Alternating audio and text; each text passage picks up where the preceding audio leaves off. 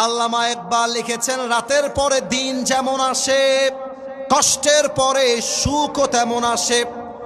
কষ্টের কথা বউকে আগে বলতে যেও না, মাকে আগে বলতে যেও না। সেজদায় লুকিয়ে যাও, আল্লাহকে ডাক দিয়ে বলো, আল্লাহ আমি আমার কষ্টে আছি। আল্লাহ বলছে, বান্দারে যখন তুই সেজদায় পড়ে যাবি, আমি আল্লাহকে ডাক দিয়ে বলবি, আল্লাহ তুমি আমার শেষ ভরসা, আমি আল্লাহর ওয়াদা, আমি আল্লাহ তোর জন্য একাই যথেষ্ট হয়ে যাব।